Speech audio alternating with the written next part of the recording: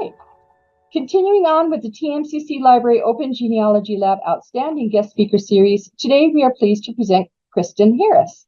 Kristin is the research coordinator for the Boston Tea Party Ships and Museum and is responsible for overseeing both the Boston Tea Party Participant Marker Program and the Boston Tea Party Descendants Program. Kristin has been with the museum for almost 7 years, working as an interpreter, lead actor, and research coordinator throughout her time there. Kristin holds an MA in American Studies from the University of Massachusetts, Boston, and a BA in American Studies, Early American History from Penn State University, Abington. Her primary area of research has involved the study of death in popular culture and how mourning practices and belief in the supernatural have shaped society throughout American history. She has been working in the public history for over a decade and has worked with many historic sites, arts programs, and tour companies in Salem, Massachusetts, and consulted for the Peabody Essex Museum as a community consultant on sharing the history of the Salem witch trials. In addition to her work with the Boston Tea Party Ships and Museum, she is also the consulting historian, the co-writer of an immersive theater company, Intraimmersive Media, located in Salem, which has been featured in the New York Times for their work in virtual game experiences during the COVID-19 pandemic. When she isn't honing her craft in history, Kristin loves spending time with her 2 cats, Minerva and Luna, and going on fall New England adventures with her husband. So I'd like to offer a warm virtual welcome to Kristin. Thank you, Suzanne, and thank you so much for allowing me the opportunity to talk to your class today, and to everyone that I can't see right now that I'll be able to see later on. Thank you so much for having me. It really is always an honor for me to be able to do this, and especially to do this for free, because I too believe in accessible history and keeping that way. So as Suzanne said, I'm here to talk to you today about exploring the family history of the Boston Tea Party. So we at the Boston Tea Party Ships and Museum have always believed that the real stories in American history are the lesser known names that you encounter. So in terms of the Boston Tea Party, we do know that most of the men that stepped aboard the ships on December the 16th, 1773, were working class. They were your average merchants and laborers, shipwrights, carpenters, anything you can think of. These were the people that were making colonial rebellion in Boston in particular most of the time prior to the Revolution. And I'm sure you're probably asking yourselves, if many of you, as I'm sure you are experienced genealogists who are a part of other lineage societies, why the Boston Tea Party? Why the Boston Tea Party Descendants Program? Why do we need that? We have many lineage societies that pertain to, in particular, Revolutionary history, especially New England history. We've got the Colonial Society of Massachusetts, the Mayflower descendants. You've got the SAR, you've got the DAR, you've got tons and tons of these lineage programs. While many of those programs are programs focused on the American Revolution in particular and colonial history in particular, we are the first of our kind to focus on one particular pre-revolutionary event. So this is the only lineage program to focus on people who participated in the Boston Tea Party, or in many cases, people that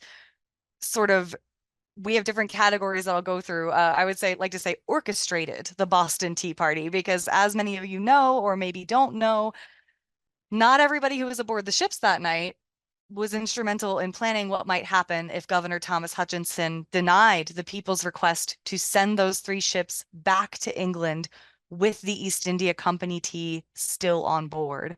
So why the Boston Tea Party Descendants Program? Well, just last year, we celebrated the 250th anniversary of the event that came to be known as the Boston Tea Party on December the 16th, 2023.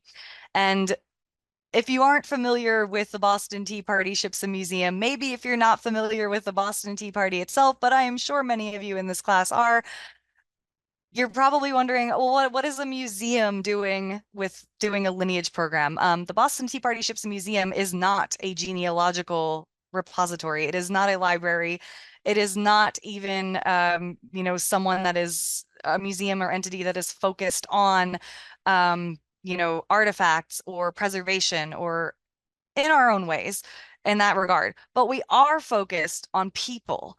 The Boston Tea Party Ships and Museum's main mission has always been to portray the story of the Boston Tea Party in the first person through actors and reenactments and sort of immersing you in the history of the event, told from the perspective of somebody who either participated in the event itself or is connected to the event itself. So if someday you're ever in Boston, you visit our site, you're going to see interpreters that are dressed in historical clothing that is accurate to 1773. You're going to hear their story to the best of their ability using research, genealogy, often family histories, and anything else we have at our disposal about these different people and what their life may have been like in colonial Boston, what their views may have been. So it is to the best of our ability.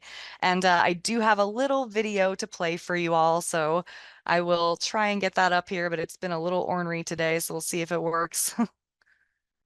There it goes.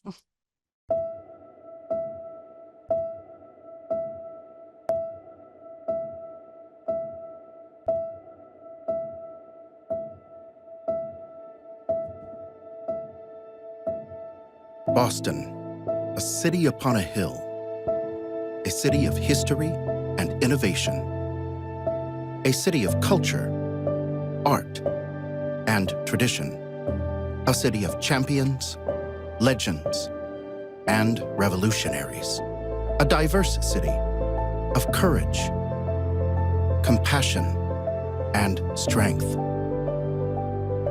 Around every corner, there are echoes of the past. From the cobblestone streets to the historic buildings, standing the test of time, reminding us of where we've been and where we still need to go. History happens here. This history is complicated and complex. Telling the stories of our past informs our present and guides us all to a better future. In 1773, scores of colonists boarded 3 ships and risked everything to defy a tyrannical government. A moment that went far beyond tea and taxation. A moment defined by one's right to protest, representation in one's own government, being treated fairly, and about ordinary citizens doing extraordinary things. The Boston Tea Party. A moment that sent America down the road to revolution. In 2023, Boston will commemorate the 250th anniversary of this iconic moment that forever changed the course of American history through a year of public engagement, dynamic programming, exhibits, special events, installations, and performances where audiences can explore the many layers of Boston's Tea Party story. The year of commemorations will feature unprecedented levels of collaboration between organizations across Boston and the Commonwealth of Massachusetts, including museums, schools, historical organizations, as well as Boston's arts, tourism, and hospitality industries. This commemorative year will culminate in the grand-scale reenactment of the Boston Tea Party on the 250th anniversary, December 16th, 2023. This world-class public event will take place at the very locations where the Boston Tea Party occurred 2.5 centuries before. History happens here, and will happen here again. Be part of that history in 2023 and commemorate Boston's Tea Party legacy as an inspiration to generations of people around the world. Be history. Be here. Be Boston.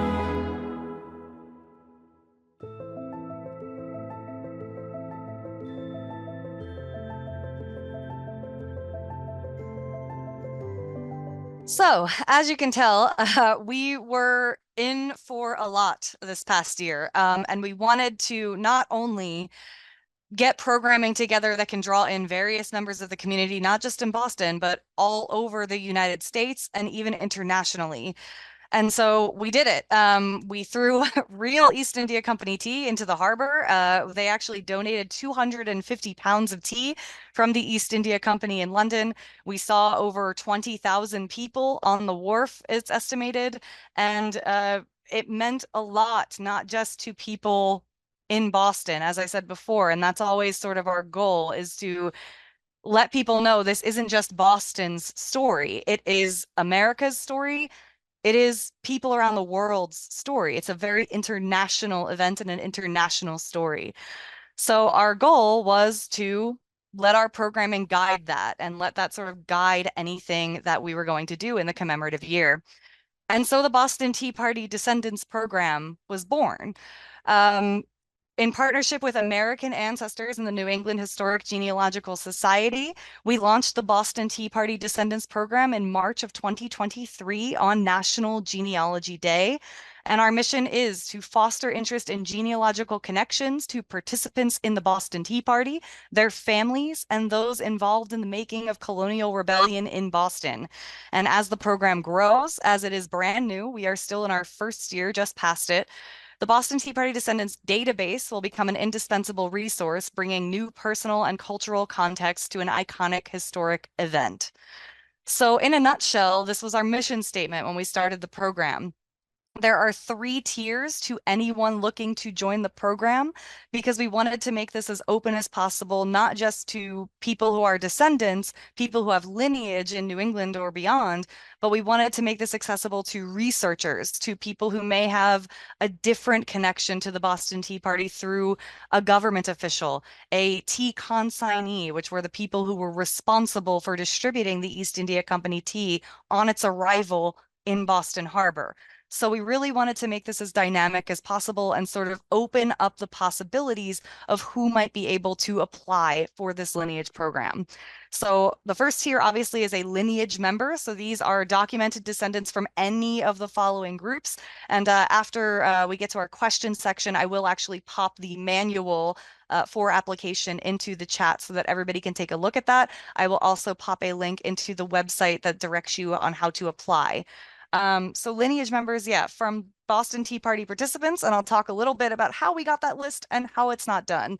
The Loyal 9, which is a group of men that were sort of the predecessors to the Sons of Liberty in Boston.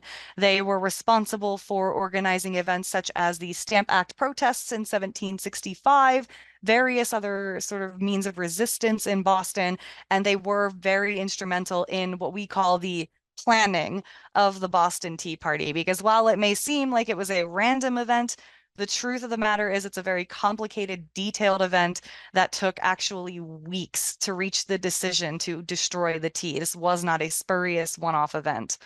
So very important to remember about the Boston Tea Party. The Boston Sons of Liberty. So anyone that may have been involved in action or rebellion prior to 1773, we wanted to include them as well. The North End Caucus, a political group from the North End of Boston who was very instrumental in helping to plan the events of the tea destruction.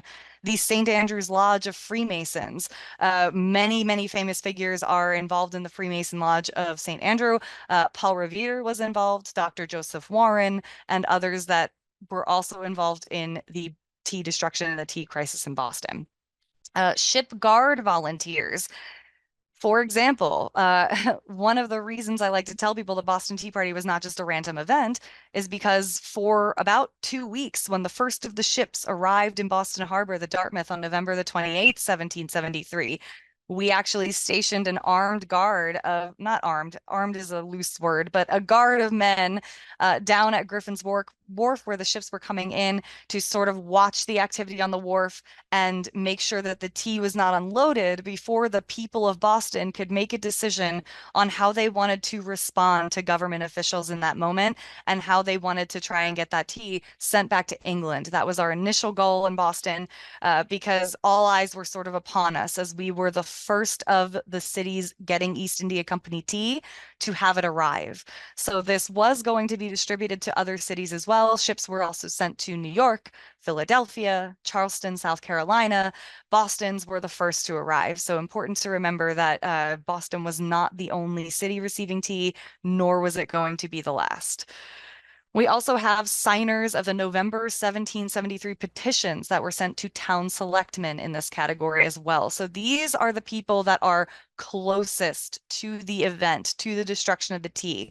And as you can see, it does not just include people who physically destroyed tea that night. A lot of the signers of the November 1773 petitions were merchants that may have been involved in some of these other groups that you see on this list.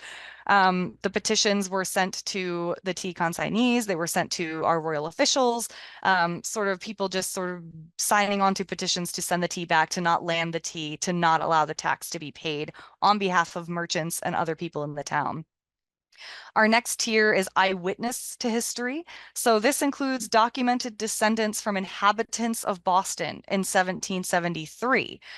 Because one of the things we do know about the Boston Tea Party is once the sort of, I don't know, I want to say agreed upon signal, or maybe the signal that was talked about at some secret meeting prior to the meeting of the body of the people that took place at Old South Meeting House on December 16th. The inhabitants of Boston were on the wharf watching this occur. It's said by many people who gave accounts later on that there were 1,000 to 2,000 people lining the wharves of Griffin and around Griffin's Wharf, sort of watching these men destroy the tea.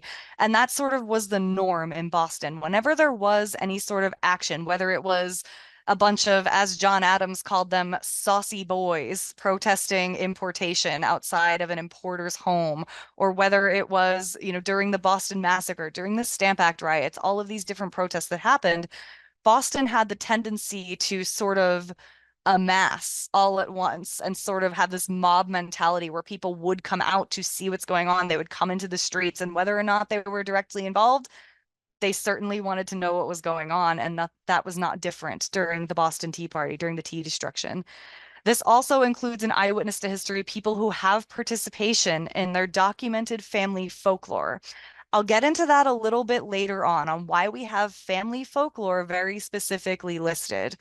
And our last category is co-conspirator. This does not require an application. This does not require a genealogical profile. This is just for people who wish to pay the yearly fee to support the program, have access to the database that we are in the process of building, have access to lesson plans, our quarterly newsletter, all of our webinars and online offerings that we're going to be offering that we've actually just started. Our first one is this week coming up. I can put more information in the chat about that as well, because that is open free for members of the Boston Tea Party Descendants Program, but it is also open for a price to anybody outside who wishes to join that. And we try to keep it as cheap as possible for anyone who would wish to sort of take part in that. So anyone from the general public can be a co-conspirator. You do not have to be related to anyone to be a co-conspirator. So the big question that we had when we started this program was, how do you start a lineage program about an event whose participants, for the most part, kept it a secret? The biggest thing about the Boston Tea Party is a lot of the people who were aboard the ships that night sort of took an oath of secrecy, not to say each other's names. The reason for this was the East India Company tea that was sent to Boston was technically government property in 1773. What do I mean by that? Well, yes, it was East India Company property, who, for lack of a better term, was not a government entity, except in 1773 when the Tea Act was passed, they were. When the Tea Act was passed in 1773, it kept a holdover tax of 3 pence per pound on tea from the East India Company that was going to be sent to Boston. What it also did, however, because Parliament was very aware that in 1773, the East India Company was going into massive amounts of debt, partially due to their activity in India and all of the starvation, famine, etc., that they had caused in Bengal, being given the power they had been given to sort of govern themselves and their activities abroad. Parliament was very aware of that. So this was also called the Regulatory Act by people in Parliament. One of the other things it did was give the East India Company a monopoly over the tea trade, so no other tea could be imported to the North American colonies besides East India Company tea. Because of the debt that they were in, there was about 17 million pounds in weight worth of tea building up in their London warehouse that was simply starting to go bad. They could not move it fast enough, partially due to the non-importation agreements in the colonies and elsewhere. You would know that today as boycott if you've never heard of that term before, non-importation, and partly because of the East India Company's failures. So what the Regulatory Act did was regulate the East India Company. It kept that 3 pence per pound tax. It gave the East India Company pure rights over the tea trade in North America, which also meant that they were allowed to skip duties in North America, making the tea the cheapest it had ever been for many, many people. I should also add that 3 pence per pound was an affordable tax for most people in Boston at the time. It would already be worked into the price that the consumer would pay, and the taxes were meant to be paid as soon as the tea was offloaded by the consignees that were appointed royally to take care of the East India Company tea in the first shipment. The other thing the Regulatory Act did was it made 3 out of the 5 board members that were in charge of decisions for the East India Company members of Parliament. So because this was an act passed not only by Parliament, but by King George III himself, when this tea arrived, it was technically under the protection of the royal crown because of that Regulatory Act. So nobody's going to say that they were involved in this event. It was technically an act of treason to destroy this tea. Now, if you were arrested for treason in 1773, you did have a bit on your side. There had to be witness testimony, so you needed at least 2 or 3 witnesses to state that they saw you at the place in question, and you needed to have that by a certain amount of time that you would be held. So the only way to avoid arrest at this time was A, not be noticed, and B, to not say who you saw on the ships with you that night. If you were arrested, the punishment for treason is death by hanging. So obviously, we're going to avoid that. This was different from protests in Boston in the past. Protests in the past were against acts of Parliament, but this is something that destroying property in this particular case was destroying sort of an arm of the government that had been sent to you in a way, for a manner of speaking. So all that being said, how do you start a lineage program for that? Lineage programs depend on documentation. They depend on manuscripts. They depend on vital records. They depend on census records.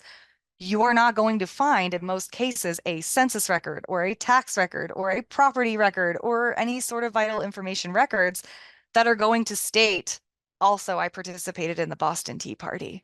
So that is why we sort of have family folklore, things like pension records, if somebody included that in their pension record, you know, as close as we can get to contemporary accounts and genealogies and town histories that we can.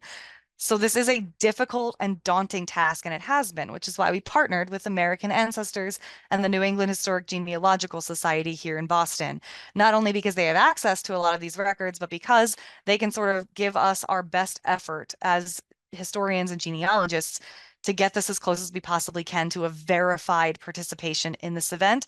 But the fact of the matter is, there's not really any concrete way to do that with Boston Tea Party participants. So we had to make a few decisions when we were starting the program. What are the criteria that we're willing to accept for documented participants? What would other qualifying groups be, which I just talked about a few of those? And where is the line? Because contemporary accounts, you know, you can go either way. There are many historians who study the Boston Tea Party that agree anything post 1853 is too late as far as an account. But there have been cases where we have found accounts that were a reliable resource that were past 1853 where we have made exceptions, but we're sort of going with that generally agreed upon rule that any sort of family histories, letters, correspondence post 1853, you're going to have to make a pretty good case for a participant. And so another task that we had to do, which we've still been working on and we're almost finished, is to sort of look at the established lists that were already out there as early as, I would say, 1853, 1855, and sort of just go through those, connect the dots, look at town records, make sure the accountings in those were accurate as possible, and try and debunk sort of any information that was in a lot of these lists. So that has been an incredibly daunting task. We started with a list of about 200 people that had claimed participation in the Boston Tea Party, or that family members had claimed their participation in the Boston Tea Party. And we have now whittled that down to about 170. And even so, some of those we have popped into the eyewitness category because we can't really find anything verifiable either for their residence in Boston or their reasoning for being in Boston, their connection to any other verified participants, or anything else besides one piece of family folklore that says they were a participant. So that's our best effort doing this. But obviously, there are ways that we can get around that. And there are ways that we can look at things like muster records or pension reports when we're getting sort of a family history to at least go through and verify the other things in that family history to make sure that it's at least a reliable source that isn't lying extensively about, exaggeration in other parts of either the revolution or other action. Because the sad fact is, we have found a lot of that. I like to approach history with humor because especially something like the Boston Tea Party, that is sort of a cult of personality event. Sometimes grandma lied, unfortunately, or grandpa lied. And that did happen a lot with the Boston Tea Party. There were spurious soldiers we found that, had never said anything about participating in the Boston Tea Party. And then one day when everybody got interested in this history in the 1860s, 70s, when antiquarian historians started really looking back at the events prior to the American Revolution and piecing them together, all of a sudden, I was there, I was there, I was there, I was at Griffin's Wharf. So that happened quite a lot. So it makes our job a little bit difficult. As far as early lists of participants in the Boston Tea Party, where did they come from? So a lot of the lists that were gathered were from things like obituaries, newspaper stories. There are a few participants like Joshua Wyeth and Nicholas Campbell, who gave their own accounts in different newspaper accounts that were honored at different events commemorating the American Revolution after the war's end. There are a few rare interviews with participants, so that would put in the Joshua Wyeth, the Nicholas Campbell category. There are also sort of autobiographies, or one autobiography that I know of that has been a reliable resource for historians over the years. I'll talk a little bit about that later on. Family accounts, other lineage societies, so DAR lists and things like that, DAR files, Daughters of the American Revolution, and secondary sources. A lot of it is secondary sources with the Boston Tea Party. The one that we use to train all of our staff at the museum for the most part, because people within our company have actually worked with this historian on several levels, is Defiance of the Patriots, the Boston Tea Party and the Making of America by Benjamin L. Karp. What I like about this secondary source is it does have a lot of appendices in the back. Its sources are incredibly sourced, and it basically gives you appendices of where Benjamin Karp got his list. So that's very helpful whenever you have a secondary source that links back to that original source. So if you are involved in genealogy, if you've done your own family history, you know that you have to find, the 1, 2, 3 sort of thing that's going to let you know that something is a reliable source. So that's what we try to do for our lists of participants as well. One of the biggest known ones was Tea Leaves. This was a book published by Francis S. Drake in 1884. So Suzanne sent out sort of a research primer and sort of a Boston Tea Party 101 document that I put together for all of you. So there are links to some of these in that document if you open that up digitally, that will take you to a free version of this, because a lot of the other or older books are now public access. So I tried to put as many in there as I could. So if you want to explore these sources on your own and sort of take a look at it as an exercise, either into your own family genealogy, into, using things from an event like the Boston Tea Party that's a little less documented, you'd be able to do so on your own time if you'd like. So this is recognized by historians to be fairly accurate, but also we have found some inaccuracies over the years, either because Francis Drake was getting his information from oral histories that maybe were recorded wrongly. We do find that a lot with lists of participants in the Boston Tea Party and sort of descriptions of other things they have done, that sometimes people forgot details, right? And the reason is Tea Leaves, a lot of the things in here come from Traits of the Tea Party, which was published by Benjamin Bussey Thatcher in 1835. What this was he sat down with someone who was still living, a Boston Tea Party participant by the name of George Robert Twelves Hughes, who remembered everything from his involvement in the American Revolution. It is really a remarkable resource. George Robert Twelves Hughes lived to be well into his 90s. He used to come back to Boston from his new home in Richfield Springs, New York after the war and actually participate in events, talk to people about all of the things that ended up in this autobiography. And he kind of liked it. From what we know about George Robert Twelves Hughes, he was very enthusiastic about showing up at these different events commemorating the American Revolution, talking about his participation in events like the Boston Tea Party, and really sort of laying it on thick. But he was a pretty reliable resource because a lot of the things in this book have been verified. What's important to note about Traits of the Tea Party, however, is that there is a list of names in an appendix in the back that was given to Benjamin Bussey Thatcher by what he quotes as an aged Bostonian. Many people have associated that appendix with George Robert Twelves Hughes because the autobiography is his. However, we don't really know verifiably if it was given by George Robert Twelves Hughes. So I will just put a caveat in that. Most people associate it with George Robert Twelves Hughes. It could have been given by anybody. There were a lot of people sort of going after this family history. There's a man named William Palfrey in Boston who was a historian for actually the New England Historic and Genealogical Society when they were first started. So a lot of the people that were starting the New England Historic Genealogical Society were the children and grandchildren and family members of a lot of these people that were participants in the Boston Tea Party. So that's always been really remarkable to me that we get to work with them in this endeavor because children of the Boston Tea Party started that organization, or at least were a huge part of it later on. There's also a letter from Sarah Gamble, who was the daughter of participant John Gamble, who was a carpenter in Boston. And Houghton Library and Harvard University houses this manuscript, but they are unsure of what the time period is. They believe it to be 1850s, which is why we use this heavily. This is just page 1 of it, but she basically wrote a list of people that her father told her about because she would say that he loved to talk about this at family parties, that he used to tell dramatic tellings to his grandchildren at the holidays, that he loved talking about this. And so that's why we think it's so important to have started this lineage program, because it's been family history from day one. The way that this history has been disseminated, the way that the participants' history has been disseminated, has been a lot of oral tradition, a lot of recorded family history. So it really is kind of remarkable that we get to do that. So on this list, as you can see, first person, George Robert Twelves Hughes.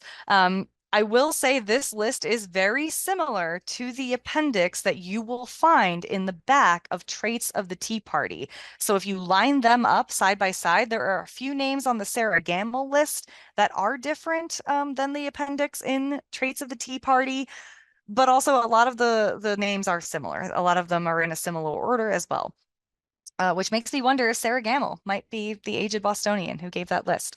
But in it, she has descriptions of different places that some of these people lived that John Gamble recalled, if he knew them closer than some of the others, what their occupations were, things like that. And we have been able to sort of match up a lot of these on Sarah Gamble's list. So her descriptions are very accurate with things that NEHGS, American Ancestors, has been able to find in census records, in tax records, and any of the holdings that they have for Boston vital information. So this is a pretty reliable list. One of the other ways that we sort of rolled this program out was in conjunction with another 250th anniversary initiative, and one that I'm particularly proud of, I think a lot of you will find very interesting, is the Boston Tea Party Participant Grave Marker Project. So this was started, it was conceived very, very early, actually before my time at the museum, but was started in earnest in about 2018. And our goals for the Boston Tea Party Participant Grave Marker Project, which started prior to the launch of the Boston Tea Party Descendants Project, which had always been a goal of the museum from day one, was to mark as many known graves of Boston Tea Party participants as possible before the 250th anniversary, to foster interest in cemetery and burial ground preservation projects and community organizing.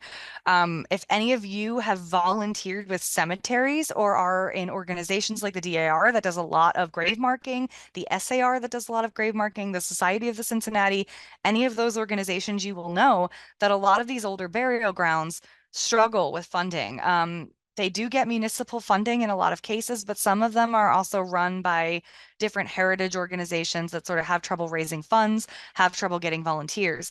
So one of our goals in this was not just to make it about the museum, not just to make it about the 250th anniversary, but to make it about the organizations and cities and towns that we were working with to make this happen.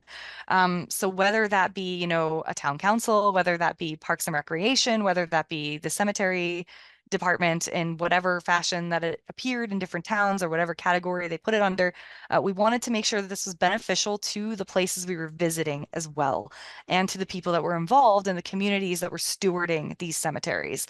And lastly, of course, to engage the public with their local and family history. One of the things that I love saying about the Marker Project is that the Marker Project was the impetus for the Descendants Project. And in many ways, I do think the Boston Tea Party Grave Marker Project was helpful in getting this program off the ground and helpful engaging interest in the program, because we weren't even sure how many people were going to be interested in this or want to sign up for this when we launched this program, because of the nature of it and because of sort of the views, especially in a lot of New England lineage societies, of just how, you know, minuscule those details needed to be and what their criteria often is for joining. But what we found is that the interest was phenomenal. So we started, you know, in 2018, and since then we have visited as far west as Ohio. There are participants buried as far south, for one, as Alexandria, Virginia, all over New England. So we visited places all over the United States, New York, all over upstate New York. In fact, almost as far as Niagara Falls. So very, very far west in New York.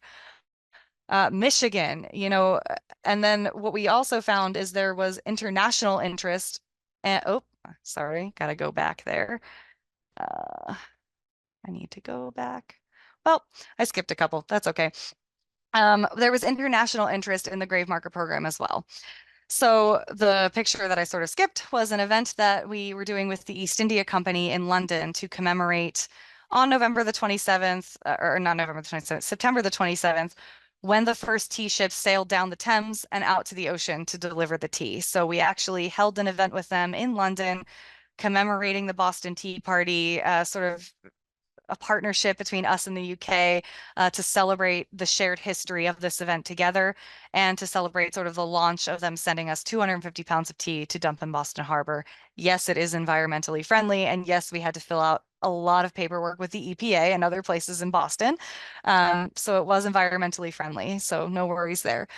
But one of the participants, Thomas White, as you can see here, was also originally from Kilkenny, Ireland. He is not buried there. He is buried in Huntingdon County in Pennsylvania. But one of the things we sort of noticed when we were doing a lot of research for where these people were from, you know, where they were buried, was that Historic Kilkenny, an organization in Ireland, said, oh, you know, on their website, they had a profile for Thomas White of different notable Kilkenny men. And at the bottom of it on that website, it said, the 250th anniversary of the Boston Tea Party is coming up next year. We should maybe do something, think about doing something. And so on a whim, we knew we were going to be in London in September, and we reached out to them and said, hi, so we do this grave marker project. We are going to mark the grave of Thomas White. But we would be happy to try and make Ireland work as well if your organization wanted to do something for Thomas White. And the reception we received from them, I'm going to try not to get a little emotional about it. It was absolutely phenomenal. It meant so much to the people of Kilkenny to be able to commemorate Thomas White and his history, his connection to America, but also his connection to Ireland as an Irish person. And so we were invited to go to the Rothe House and Gardens in Kilkenny, Ireland, which is the only standing 17th or 16th century, building in Kilkenny, Ireland. And we brought a grave marker, and even though he is not buried, it has now a permanent place in the gardens in Kilkenny to commemorate Thomas White as a person from Kilkenny. And they have a new permanent exhibit of Irish revolutionaries in America. So Ireland's connection with America and with different movements in America as well. And what I thought was really interesting, which is why I chose the picture you see in the center, is that they also decided to put the marker next to a white Yorkish rose bush in the garden. And for those of you who are history nerds, you might sort of recognize that. For those of you who aren't, or maybe don't really know a lot of New England history, Abigail Adams herself planted a bush of York white roses that still grows at that home. So that is still in existence.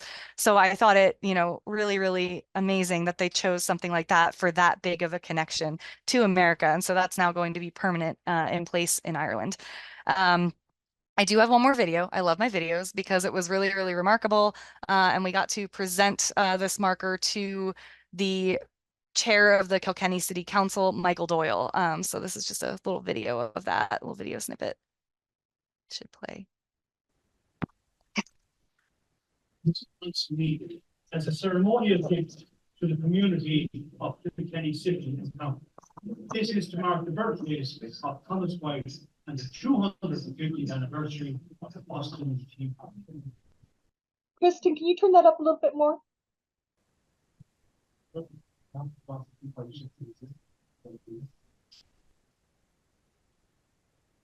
All of us.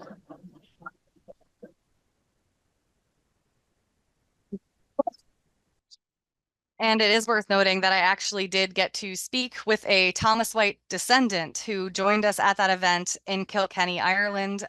So one of the biggest things about this grave marker program is this is how we got to meet descendants. They didn't always show up, but they definitely did in a lot of places, and Ireland is one of them.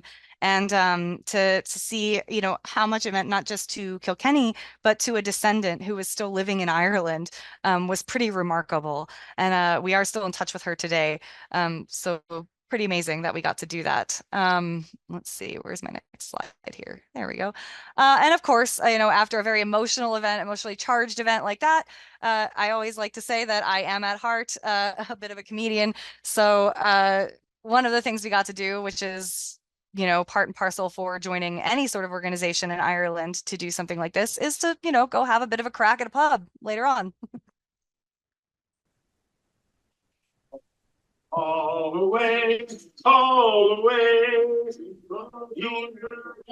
Don't you make a noise. I got to start my name for Australia. Well, Cape Cod dogs don't have no bite. I don't know that one. All the way, all.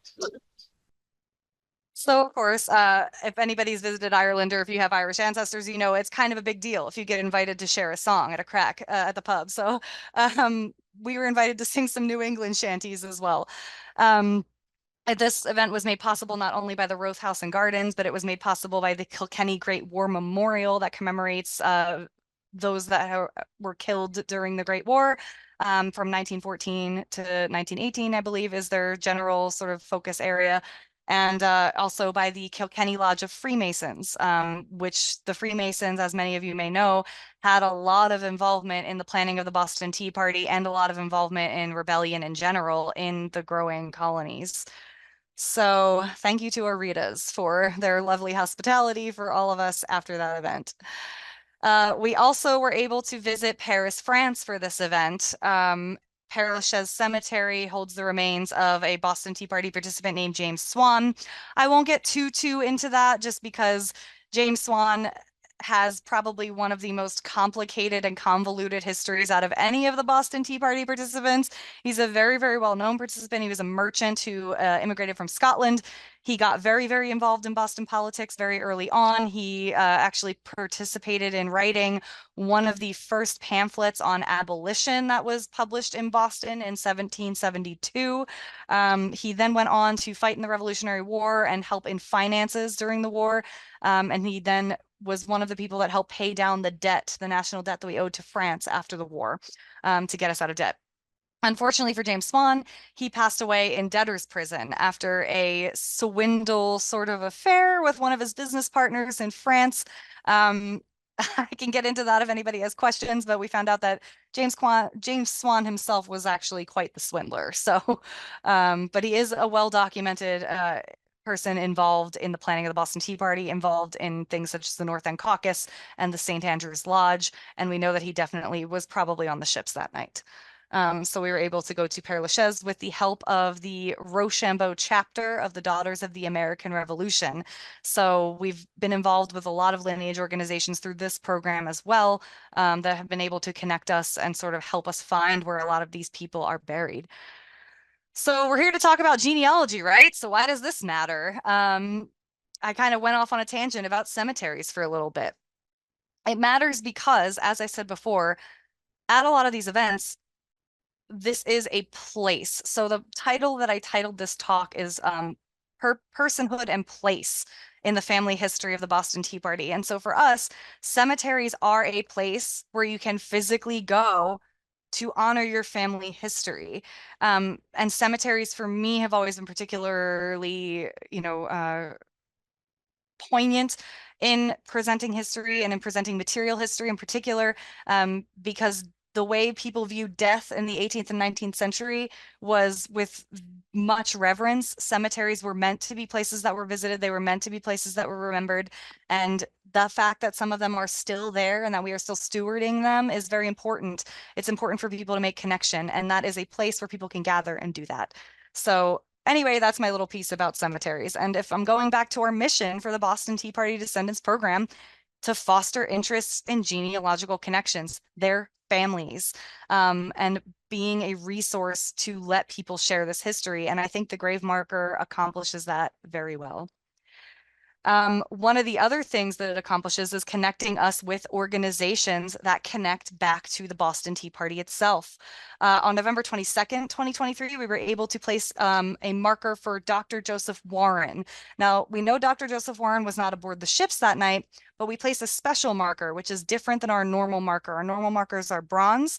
This marker is silver plated, and it is called the architect of the Boston Tea Party. So our grave marker typically says participant, Boston Tea Party participant, but we also placed some called architect of the Boston Tea Party. In Dr. Joseph Warren's case, this is a nod to his legacy as a Mason. Architect obviously is a term that is used quite frequently by Brother Masons. And we were able to partner with the Grand Lodge of Massachusetts, the SAR, and the Dr. Joseph Warren Foundation. And that picture that you see in the center is actually his 5th great granddaughter, who joined us at the event. And she is incredible. Her name is Sarah Hamilton. And so shout out to Sarah. And she was instrumental in sort of helping this happen and being quite involved and happy that we were able to do this for him. So quite a remarkable event. We also, at these ceremonies, have been joined by members of the Daughters of the American Revolution. We have a Boston Tea Party chapter of the DAR here in Boston, Massachusetts. And as you know, the DAR is a lineage society that is very instrumental in stewarding the history of the American Revolution, the Boston Tea Party included. And at almost every event, we have had an absolute huge draw from the DAR. That bottom right picture that you see here is in Chillicothe, Bainbridge, Ohio, where we placed a marker for Nathaniel Willis, who also wrote an account. And he was joined by over 200 people. So that was one of our biggest grave marker ceremonies for turnout from all over the community, and especially by the DAR, who was instrumental in sort of helping that happen, the Nathaniel Massey chapter of the DAR in Chillicothe, Ohio. We also, have worked with different organizations that I've already mentioned, the SAR, the Colonial Society of Massachusetts, Society of the Cincinnati, the Grand Lodge of Massachusetts, the Kilkenny Lodge of Massachusetts, or sorry, Kilkenny Lodge of Ireland. I don't know what I'm doing there. The Dr. Joseph Warren Foundation, the Kilkenny Great War Memorial, and various others, lineage programs and people involved in them that have sort of jumped in to aid us, to help us steward this history. So it's been really remarkable for that as well. We've also had descendants show up, as I said before. So over here, you know, on the left, you've got a descendant of John Crane, who was General John Crane, who was a very famous participant in the Battle of Brooklyn during the American Revolution, but also a participant in the Boston Tea Party.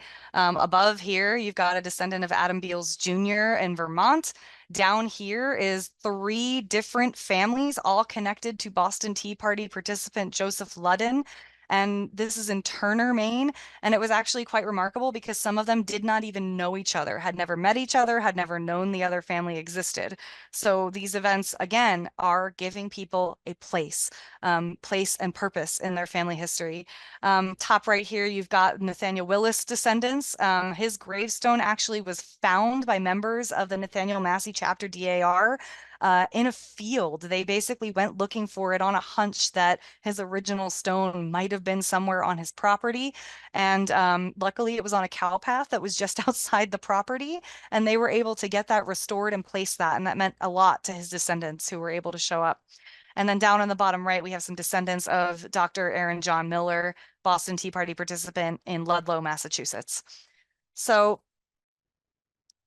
why do these grave markers matter? Another reason is that we were able to actually, at one of them, help somebody verify their ancestors' participation in the Boston Tea Party. And this was somebody that had not been on any of the lists, but that we decided had enough of a provenance and were able to verify several sources based on a family letter that he had in his possession.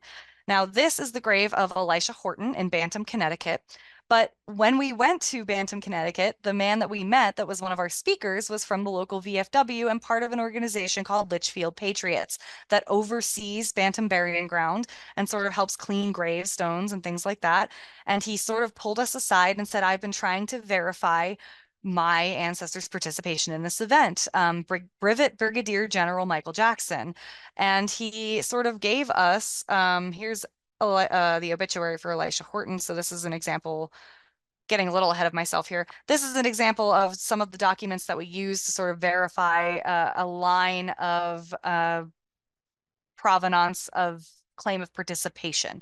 So this was the obituary for Elisha Horton, who will be commemorated in Bantam Cemetery, aged 81, Revolutionary officer and pensioner. He was among 2 or 3 survivors of those daring spirits who were engaged in throwing tea into Boston Harbor. So oftentimes this is the example of some of the obituary listings you'll find. But what John Cox, a descendant of Michael Jackson, gave us was a printed or typed copy of a letter from Ebenezer Jackson, who was the son of Brevet Brigadier Michael Jackson, to Brevet Brigadier Michael Jackson's grandson, also named Ebenezer Jackson. So I'm sure many of you have run into this problem before of, you know, which Ebenezer is the right one? Where are we going with this? Why are there so many of you? So 18th century names, that sort of happens. So this letter was actually dated 1823, which gave us pause because this was the earliest primary record that we have ever seen, or not primary, I guess contemporary record it would be. But this was the earliest we had ever seen. Prior to that, it was 1826, 1827, with the account in the Cincinnati Register, Niles Weekly Register in Cincinnati, Ohio, from Joshua Wyeth. So to have something from 1823 that we could possibly verify of a family member claiming participation of their family member in the Boston Tea Party was pretty remarkable. So we took this to American Ancestors. We were able to find not only other copies of this letter at the Massachusetts Historical Society, and we were able to find record that the original had been housed there at one point, but we were able to verify almost every point of Michael Jackson's history that Ebenezer Jackson made in this letter. So when I was talking about earlier, which family resources are reliable, this is one of the ways you can do that. So what we did is, they're kind of on the side here, but we found some muster records from the war, from different things that Ebenezer Jackson mentioned. We were able to find him on lists in town histories for different sort of committees prior to the destruction of the tea. So here you see March 1773 to adopt measures for the town for buying, selling. On the bottom there, you can see it, for leaving off buying, selling, or using any India tea. Now, we aren't getting tea from India in 1773, but this was probably, you know, what they referred to as East India Company tea. So people would just write things down as they saw them, weren't really necessarily worried about the accuracy of their recording at that time. But here you see Michael Jackson, where he was living at the time, on that list in the history of Newton. So we were able to verify everything on that list and add him to the list. And then when we placed a marker for Obadiah Curtis, another participant at East Parish Burying Ground in Newton, Massachusetts, we were also able to then place a marker for Michael Jackson. And you can see here John Cox and his brother Michael with Ruth Ann Fuller, who's the mayor of Newton and one of our interpreters. And they were able to place a marker for their ancestor and sort of put that to rest. So this is why, you know, the lineage program, the grave marker program are sort of very intertwined, because this is how we lead to these sorts of discussions and these sorts of puzzles. So why does that matter in family history? Well, the family history of the Boston Tea Party is not just modern, it's also antiquarian. Right here, I have a document from the New England Historic Genealogical Society. It's an application when the society was sort of first getting off of its feet from 1859, from Thomas Bradley, who was the son of Boston Tea Party participant David Bradley. And in it, he sort of writes his history of knowing that his father and his uncle, Nathaniel Bradley, participated in the Boston Tea Party. So this is one of the things that their children are recording and realizing the importance of this very, very early on. And we're very lucky when we do find those records. There's another NEHGS application from 1872 from George Mountfort, who is the son of Joseph Mountfort, buried in Mount Auburn Cemetery. So we have been able to place a marker for him as well, although it's not in this picture. And in it, you know, you can see in his family history, he writes all about Joseph Mountfort, and he writes that he threw the tea overboard. I'm trying to find it in all of this here. But yeah, here we go. Zealous patriot, one of the famous Tea Party of December 16th, 1773. So these people were telling their children realized the importance of recording this history very early on, in some cases, not in all cases. You know, people like Joseph Mountfort, people like David Bradley, you know, they were in upper middling or upper sort of crust families in Boston who had quite the prolific history. So we are lucky to have it in their cases. We unfortunately don't have that for everyone. One of the other goals in the Boston Tea Party Descendants program is to launch a database, as I mentioned earlier, and we have been working with AM Cortex. Now, AM Cortex was actually started by Adam Matthew Digital Databases. So Adam Matthew was put into place in the UK to put and digitize all of the royal records. So a lot of that is digitized now through Adam Matthews digital databases, and they've expanded to include other topics in history. So the David Library of the American Revolution, that is now, I believe, called the American Revolution Institute, or the Gilder Lehrman Library. Many of you have probably heard that name before if you've done research in the American Revolution. They basically started there and then realized that the way that their software was set up was actually very applicable to multiple institutions. So AM Cortex basically has the capability not only to put different collections, it's incredibly user-friendly. It has technology that a lot of other sort of primary source digital collection softwares don't really have. It has handwriting recognition. So if we upload a primary document like a letter, it will actually be able to recognize handwriting, and we can sort of toggle that. You can do interactive timelines. You can do sort of very user-friendly interactive list pages and exhibits through Cortex. And basically it has the versatility to do not just, documentation and digital assets as far as letters and documents and things of that nature. It can help us with our oral history project that we wish to start as well. So we can upload video, you can upload audio, and just sort of basically the sky's the limit with this sort of database. So we're in the process of building that right now. We have been for quite some time because getting copyright and permissions to link out to other things is taking quite a bit of time, because as many of you know, if you're on a database such as Ancestry or Family Search, oftentimes if you come to a list page, which is in digital asset management terms, just the page that will give you all of the documents in any given database. Sometimes you will have to link out to the repository that actually holds that if you can't get permission to house it in your own database. So it's been a process, and we are looking forward to doing that. But one of the reasons that we started with Cortex is because we wanted our members to help us build this database together. So this is the first time that we are taking sort of a digital asset management software and allowing our members to submit their own family papers and give permission for that. A lot of that will be password protected. A lot of that is going to involve a lot of redaction as far as personal information and things like that. So it is kind of a daunting process. But a lot of the lineage information is not going to be public facing, even though there is going to be, historical exhibits, primary documents, things like that, that will be public facing that anybody will be able to use. But anything involving genealogical resources or personal histories is going to be password protected, so that only members can access those things. Just because obviously, there is a bit of not wanting to put people's personal information out there unless they give permission. So what do our members get out of the Boston Tea Party Descendants program? Well, if you are actually vetted by NEHDS, basically when you apply for the program, you will be able to get your genealogy vetted by genealogists with American ancestors. They do require that since we are their partner organization and they have their own standards for genealogical acceptance. So they do require vetting. So even if somebody has done their own genealogical research, they still need to be able to go through and verify that. So that you do still need to go through that process. You'll receive a welcome package with your certified membership lineage certificate in the program, your member number as well. That will be used for login with Cortex. You will also receive a membership card for discounts at the Boston Tea Party Ships and Museums. So that includes our gift store, our museum, Abigail's Tea Room, which is our little cafe, our online gift store. And so depending on your tier, you're going to get a 10 to 15% discount with that membership card. It's going to give you a descendants pin. So we do have a commemorative pin, sort of like the DAR, that's signifying you are a Boston Tea Party descendant. We are working on some other pins for people to be able to buy in the future.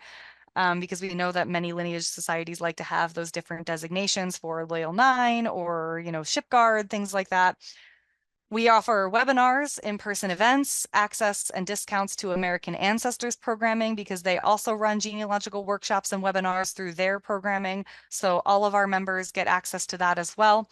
There is a quarterly newsletter that we send 4 times a year that all of our members will receive.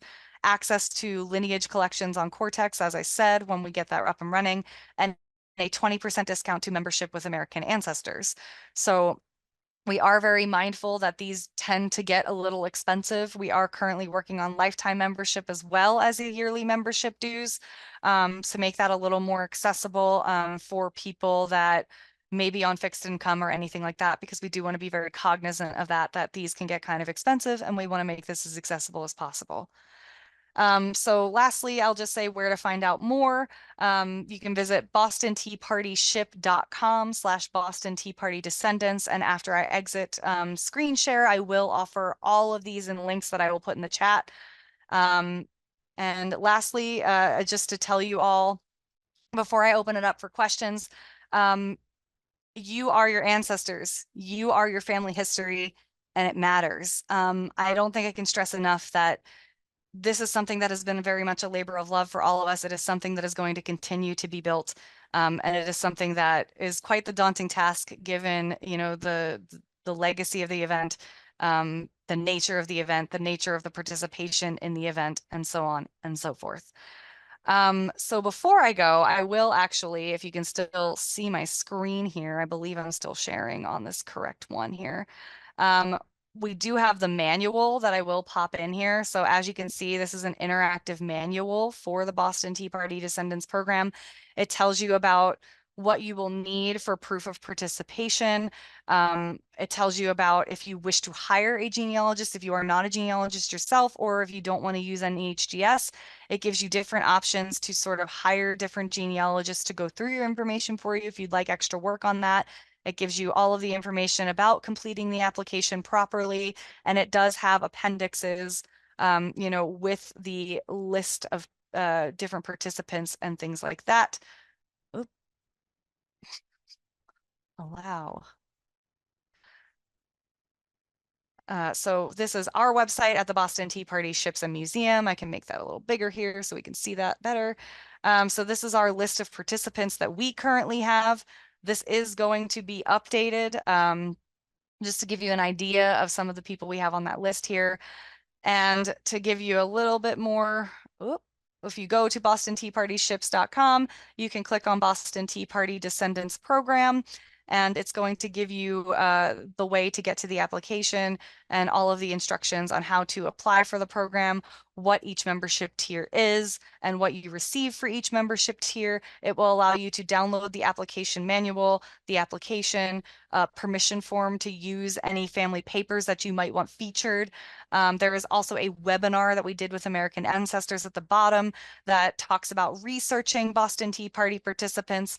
And if you click on the bottom here for American Ancestors resources, it's going to take you to their page that they have put together for the Boston Tea Party program. And it's going to give you access to different databases, webinars, guides on how to sort of look into that and do research on your own. So Boston records, Massachusetts records, New England records, any external databases. So with that, I am going to just thank you all again for having me, and I'm going to open it up to questions. I can pop any links that you might like to have in there. And again, thank you so much for having me. I could talk about this at length, but I want to give you time to ask questions. Okay, in the chat box, there was a question from Doreen. Can you please show the slide for the graveside ceremony that you help in Dearborn Heights, Michigan? I grew up 5 minutes from there and now live an hour from there. All right, let me get back to Dearborn Heights here. Let's see, I gotta find it and then I'll share screen again and make sure it's on the right screen. Here we go, come on. Oh, my laptop is cooking here. Here we go. All right, so, where'd it go? That was odd. Give me one moment here. My PowerPoint has just exited the building, but if we have another question in the meantime, while I'm getting that up, I can, oh, there it is. So yeah, on the rights here, this is Thompson Maxwell. He's buried in Dearborn Heights, Michigan. And actually the schoolhouse that was in Dearborn Heights, Michigan, in the Wallaceville Cemetery is what it was. It was the Wallaceville Village Cemetery. And so basically they had a schoolhouse there that he helped build that's still standing as well. And they had just done a refurbishment on that when we were able to do that. So let me exit here. So yeah, that was really, really cool to be able to do that. We didn't see the image. Oh, you didn't see the image. Okay. Let You have to me. share it again. Oh, now we see it. All right, so if I play that, there we go, on the right here. So this is the Wallaceville Historical Cemetery in Dearborn Heights, Michigan. And yes, there is still a schoolhouse attached to the cemetery that he helped build. So Thompson Maxwell actually had quite a prolific history in that area after the Boston Tea Party. He was highly, highly involved. It's a name that's very well known. Little did we know to the people of Dearborn Heights. So sometimes we have instances where they do know the participant. They are aware that they're a Boston Tea Party participant. Sometimes they have no idea they've had a Boston Tea Party participant in their cemetery at all. Sometimes they know the history of that person in the place they're buried, but they don't know that they were a participant in the Boston Tea Party. So it's actually been pretty remarkable of a journey to sort of see the different organizations and what they actually know about some of the people that are in their cemeteries. So yeah, thanks for that. Did you want to look in the chat box, Kristin, or did you want me to read out of the chat box? No, I can look. Oh my goodness, we've got so many things. Let's see. Weekly email. This is your announcements. All right, where are we? Let me just see. This is all of your announcements. Okay. Dearborn Heights. Okay, so were you going to, oh, so I had a message from Susan. Was I going to talk about African-American records as well? So yes, as far as we know, there were no Black Bostonians that participated in the Boston Tea Party. There's a reason for that. Because of our complicated history, there was actually a curfew in place that was put in place in Boston in the 1720s. I believe it was like 1729 that actually stated you were not supposed to be out of doors around town after nightfall, essentially, whether you were a free or enslaved Black Bostonian. That also accounted for Indigenous persons as well. You basically had to have a reason, whether it was you were working for somebody, you were doing something for your own job, but you had to have a reason to be out.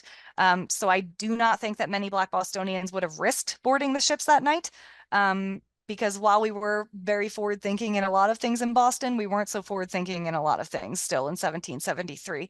But that being said, American Ancestors, our partner, has actually just launched their, and actually I'm gonna try and get this over here and share my screen again as I'm talking about this.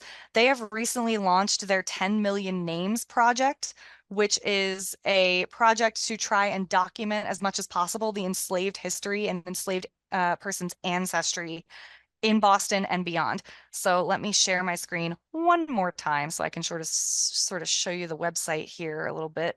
So this should be shared now. I'm sure you can see that. So 10,000 names, 10 million names they have just launched. So this is going to give you different projects that they are working on about the lives of enslaved people, records of soldiers, veterans, and refugees, community building and records of Black institutions. There's a map of the website and a map of different records that and who was enslaved in the original colonies and some of the original colonies here. So you can sort of use the interactive map or the timeline. It does start in 1790, so it doesn't go quite as early, but there are different resources. And I can actually put this together for Suzanne after the class today and send that to her later if you're interested. I do have a list of resources for digitized records for enslaved Black people. And one of the things that is really useful is called Slave Voyages. So I don't know if it's a .org or a .com, I can't really remember, but Slave Voyages is really useful because you can actually get in there and use the database to narrow it by where the ship was going, where it was coming from. They often are trying to record, you know, the names of captains and the owners of some of the ships that were bringing enslaved people to different places in America, the Caribbean, South America, and sort of what those routes were actually like. They don't have a lot as far as names, obviously, because the fact of the matter is it's very difficult because there was a complete erasure of identity at that time. So oftentimes in a lot of those lists, you will see that they were brought from, you know, either the Gold Coast or the Windward Coast or Senegambia on the coast. But as we know, for any of us who are historians, they were often coming from places inland. So once they got to those places of disembarkment for enslaved people, they might have had their name initially, or they might have told their name to their enslaver when they arrived. Oftentimes they were given a different name. So one of the examples I can think of is there was an enslaved man who worked for John Hancock named Cato. Cato was likely not his real name. So it's very, very hard to find records in that regard because of the erasure of identity.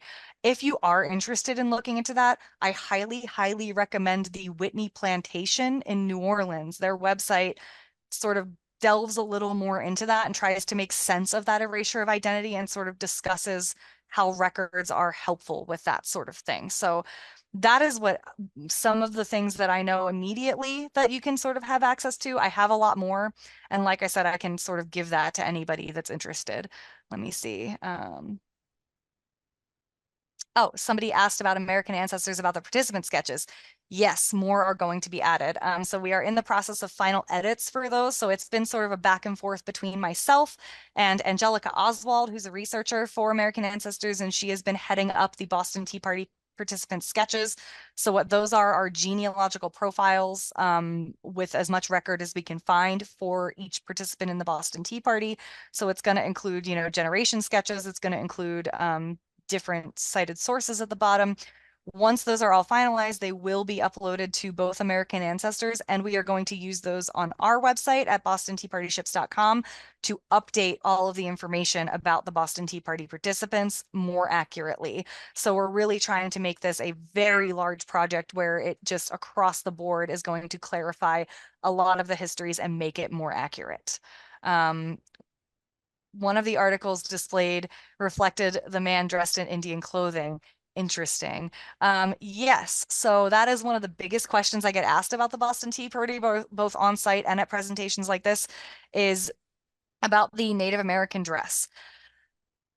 To not get super into it, because I can talk about this at length, a lot of the depictions we see about Native American dress and a lot of the references to Mohawk disguises, at least as far as drawings, paintings, things like that, are coming from the 19th century. One of the things we also notice about a lot of those drawings is that they often have people wearing like, loincloths or full headdresses. And what we do know is the full sort of head dress like that is more of a Plains indigenous culture thing. Mohawk people do not use that form of dress in any way, shape, or form. One of the reasons we do think that the Sons of Liberty use the term Mohawk in particular is because there were a lot of participants that participated in the French and Indian War or the 7 Years' War, whatever name you want to choose for that time period. And most of the soldiers that were sent from North America to aid the King's Army at that time were from New England. We actually sent the most soldiers to the northern parts of that field of battle. So one of the things that I like to tell people in about 1773 Boston is our population was about 16,000 at that time. It's mostly women and children. And part of that reason is because of all of the men that were sent to fight during the French and Indian War. So the majority population was women and children in 1773 in Boston. However, using the term Mohawk, maybe some of those people encountered a Mohawk Indigenous person. Maybe a Mohawk Indigenous person might have traveled into Boston.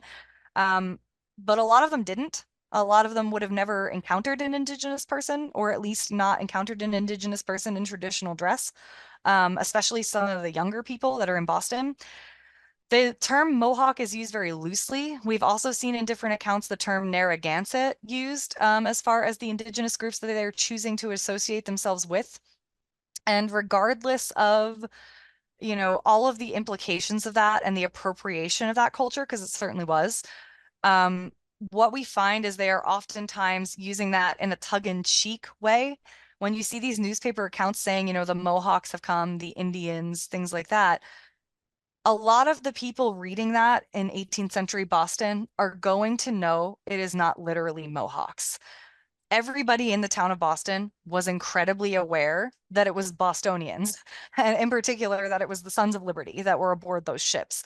There were probably people that had a really close idea of even who some of those individuals were, depending on if they knew them. What the disguises, as far as we know, were range from different things. So we've had different accounts say they were in disguised as Mohawks. We've had some accounts say that they darkened their faces with soot or lampblack or dirt to obscure their features. We've had a lot of accounts say that mostly it was cloaks and blankets that they're using to cover their clothing. Depending on how many sets of clothing you had at the time, it's going to be pretty recognizable, especially something like a coat or a very styled waistcoat or a wig or something like that you're wearing. People might be able to recognize that.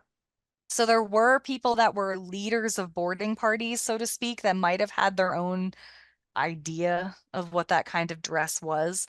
But I think even the disguises were very dressed down for what a lot of the 19th century depictions are based on different accounts that we've seen. So that's a very good question. I thank you for asking it. And that is something that we are consistently trying to update people on and update information on. And I believe the museum, actually, one of the things that we're going to be installing soon are some new text panels to sort of delve into the symbolism of using Indigenous culture to equate with a separation from British culture, to equate with a purely North American mindset, and to sort of start to separate from the British Empire way of thinking, which I will say in 1773 wasn't really happening yet. People were very much still proud to be British subjects. They were still very much viewed themselves as British subjects and part of that culture. But in a lot of the sort of propaganda that's being perpetrated at the time, a lot of the, publications that are perpetrating a lot of the propaganda that's turning the tide against sort of this imperial thinking, is using that sort of symbolism, using that separation of a North American mindset, especially in Boston, because when the Puritans and other people sort of colonized the area of Boston, they were already sort of at odds with the established English sort of status quo and the English sort of governance at the time. So we had always been vastly, vastly independent here in Boston. We've always seen ourselves as governing ourselves. Especially that sort of system of salutary neglect that we were allowed under our charter to sort of govern ourselves, make our own decisions. That self-determination in New England very much stretched all the way back to colonization and all the way back to the first groups that sort of came here. Oh, I see Thomas Spear supplied soot from yes, he did. He supplied soot from a blacksmith shop, a Thomas Spear descendant. Oh my God, so cool. So yes, I've gotten through the questions in the chat. So are there any other questions? I want to make sure that I'm getting everybody comments, questions, anything like that before we wrap up here. Okay, well, I've got a few, but let me open it up to the attendees first. Go ahead, if anyone, unmute your microphone and please ask her a question. Got one new one in the chat box here. Let's see what that is. Oh, Thomas. Mm-hmm. Okay, well, while we're waiting for other people to unmute their microphones, I have a question. Looking at the grave markers, they look like they're really high quality. How are those funded? So actually, we purchase all of them. We do not charge cemeteries for placing them. They are all purchased through the museum, through our museum budget. So we will come out and do those ceremonies. Like, they are completely free. There is no cost attached to them. The markers are the cemeteries to keep. We do not ask for them back, and they are given to them for permanent installment. We get them actually from a company called Ranger Coins, and it's actually a disabled veteran-owned business. So it's a man named Russ who makes those for us and sort of designs those. And they are meant to stay outdoors, not rust, anything like that. So yeah. Oh my gosh, that's really interesting. Okay. Now, how many markers have been placed so far, and how many more approximately do you have to go? We've placed about 120, 125 thus far. We definitely have, off the top of my head, I would say maybe 10 that we know where they are buried. The unfortunate part is that a lot of them, not a lot of them, but some of the participants, we can't find their graves, either because they were buried in a field on their property that has now been developed, unfortunately. That happens a lot if it's not an official burial ground or if it's just on somebody's property. A lot of them were moved to other places. I know in, I think it was New Hartford, New York, the cemetery where some of the participants were buried, a lot of them were moved to another cemetery that we also visited in Utica while we were there, but some of them weren't moved because their family members never came to claim them. So there is a memorial at that cemetery. Oh, I should have included that. That is built over a vault that was put in the ground where there is now a high school. So there's a memorial with a plaque on the side of all of the people that weren't claimed from the original cemetery, and they are buried in a mass vault underneath this memorial. So there are cases like that too, where they might have been moved, nobody claimed them, nobody knew who they were, their stones have gone missing, nobody has record, or the record is lost of where they actually ended up. So it is a really daunting task, and unfortunately, we likely won't be able to mark everyone. Actually, I believe Thomas Spear, if I'm correct, the ancestor here will have to correct me if I'm wrong. I think I have the right person. There's 200 names swimming around up there any given day. He is buried on Rainsford, or was it Rainsford Island? Yes, Rainsford Island in Boston Harbor. Which is a remarkable connection because he became the lightkeeper later in his life out there.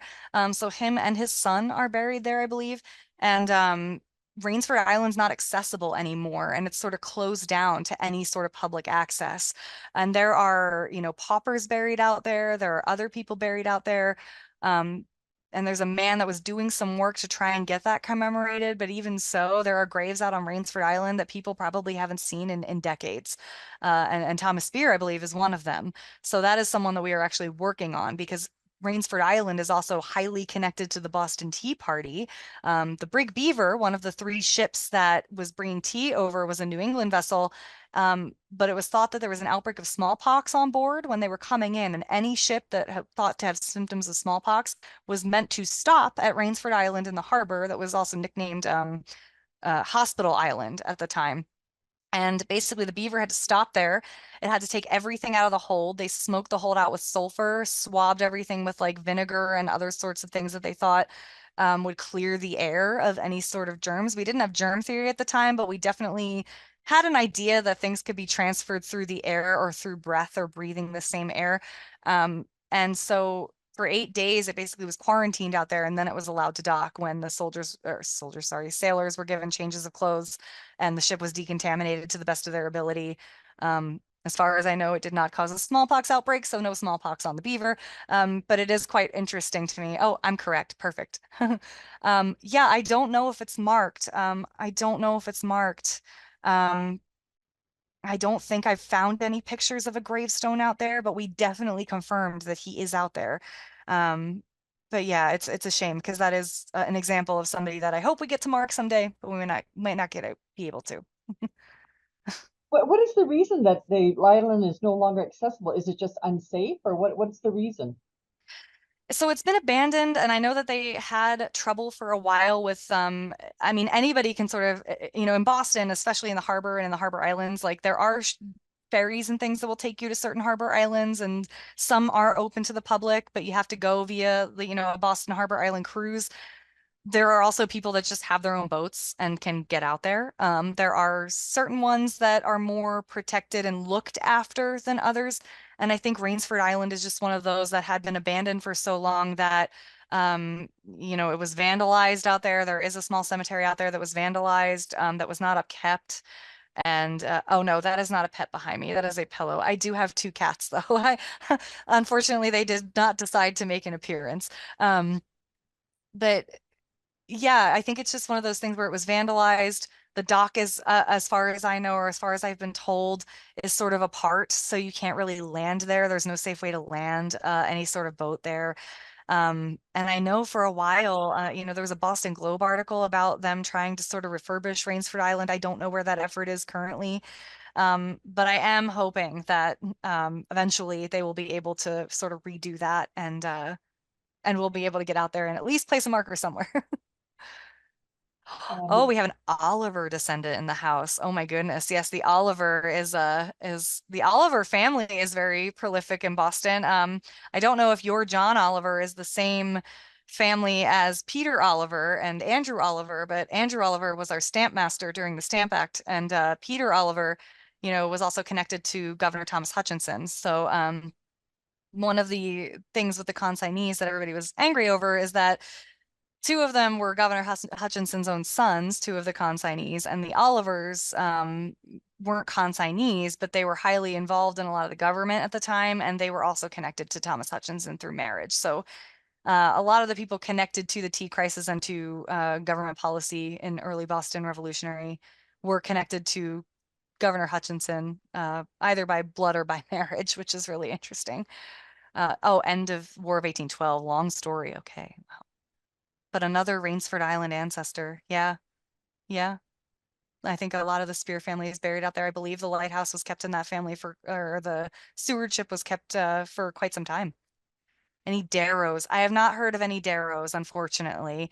No Darrows involved. I'm pretty good with the names. We have the cart book. I put a copy of it into the chat box for anyone who's interested, with the list of the participants that Oh, could perfect. maybe supplement what you already sent out. So, and then Yes. I do have one last question, and then I'll open it up to the floor again. Hopefully the attendees will have more questions. How do you find the descendants unless they're already identified, self-identified through doing their own genealogical research, like if they're a member of the DAR or the SAR or Mayflower, whatever the case may be? How do you find these people? I mean, I saw some of the photos that you showed with the descendants today. did they approach you, or did you have to research and find them? At the grave marker ceremonies, it's often them showing up. And what we have to do oftentimes to place a marker is we have to go through, whatever municipal entity in the town sort of oversees the cemetery. So in some cases, it's, a cemetery division. In some cases, it's the town manager. In some cases, it's um, a historical association that took over private ownership, things like that. But oftentimes when we do this, one of the things I will do is I will send them the history I have on that person so that they can go through their own records, make sure that the burial place is accurate, make sure they're still there, and, sort of give us permission. And oftentimes when I have sent that in the past, I will get somebody responding to me saying, oh, we know someone who's an ancestor that we've worked with before, or, a historical association will get involved and they'll say, oh, we know an ancestor, we're going to invite them. And so it's really remarkable because it really does take a village with any sort of family history. I mean, it's constant. It's librarians, it's genealogists, it's town records people, as you all know. And so we will reach it out and oftentimes they'll just show up. And sometimes, they'll have known that their person was involved in the Boston Tea Party, but didn't think anybody cared, which is kind of sad too. Some of these people will be like, oh, we didn't know anybody knew. Sometimes it has been through the DAR, where they have showed up en masse and said, oh, we know their descendants, or oh, we have a descendant of that person, because there's a ton of overlap with the SAR and DAR, because a lot of the participants did go on to serve in the war. So there's a lot of overlap with other other lineage associations as well there. Sometimes we have found them. Most of the time they find us. Before we launched the program, we actually had a way for people visiting the museum, if they were a descendant and they knew, we had little slips that they could fill out, which essentially just gave us, their name, their address, their phone number, their email, whatever they're willing to share, and had, sort of a questionnaire on it, like, would you like us to follow up? Do you have any family history to share? And we put that all into a giant spreadsheet over the years. So when we launched the Boston Tea Party Descendants Program, one of the first things we did was send out a mass email to all of those people through Constant Contact, to let them know that we had launched this and to tell them to contact us. So sometimes they come to us because they visited the museum or they see the program, but oftentimes we're not really finding them ourselves. They're coming to us.